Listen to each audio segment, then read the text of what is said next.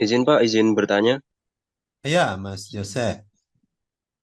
Coba mengenai AI ini, Hmm. kalau saya perhatikan dari kuliah yang lalu-lalu juga banyak sekali kelebihannya. Tetapi kalau kekurangan atau kelemahannya apa ya Pak? Untuk mengantisipasi kita sebagai manusia kan ketika teknologi sudah berkembang pesat itu ada kekhawatiran kalau teknologi itu nanti malah yang menguasai kita. Itu dari AI ini ada titik lemahnya nggak Pak? Atau gimana caranya mematikan AI ini agar tidak berfungsi sementara waktu, misalkan seperti itu, Pak. Terima kasih. Ya, makasih Mas Joseph. Menarik ya.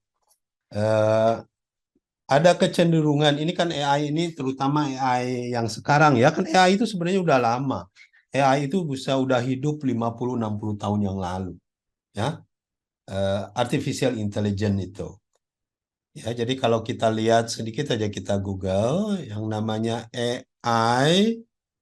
Jadi kalau saya cari gambarnya nih ya, Artificial Intelligence itu banyak macamnya. Ya, ada yang namanya fuzzy logic, neural network, expert system. Wah, zaman dulu banyak sekali.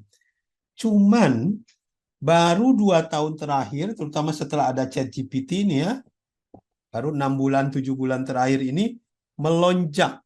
Jadi naiknya itu gini. Wow, ini sekarang itu di sini sedang naik-naiknya. Ya.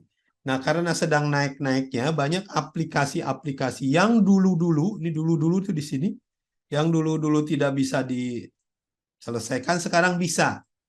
Ya, makanya ada kekhawatiran. Wah, apa kira-kira ya eh, negatifnya, bahayanya? Oke. Sama seperti dulu zaman internet pertama kali ada. Ya, internet pertama kali ada kekhawatiran. Wah, gimana kalau semua informasi ada, orang bisa nggak tahu apa saja orang lain yang kerjakan. Sama seperti dulu telepon pertama kali ada, ya banyak sekali kekhawatiran-kekhawatiran dan lain-lain. Jadi intinya AI juga sama, ada kekhawatiran-kekhawatiran. Kekhawatiran yang paling besar adalah kekhawatiran orang bagaimana kalau AI ini melebihi kemampuan manusia. Dia bisa tanda petik seolah-olah jadi menguasai manusia, ya. Itu kekhawatiran yang banyak terjadi sekarang ini. Itu makanya ada yang namanya AGI, ya, Artificial General Intelligence, ya, AGI. Jadi bagaimana suatu saat ya, AI yang sekarang ini akan jauh lebih canggih dan melewati kemampuan intelijen manusia. Dan itu sudah bisa diprediksi akan terjadi. Ya. Dan kita nggak perlu takut, nggak perlu menghindar, akan terjadi.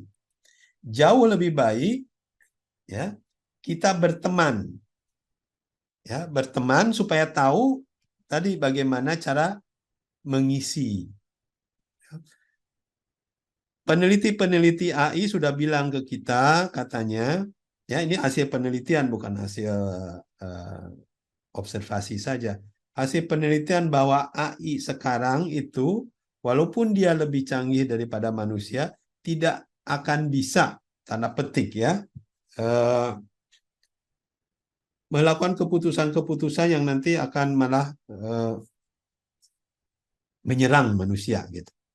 Ya, jadi itu yang sekarang kita harus sadar dulu itu bahwa secara teori itu tidak akan bisa kecuali ada manusia di belakangnya. Beda lagi, sama seperti nuklir.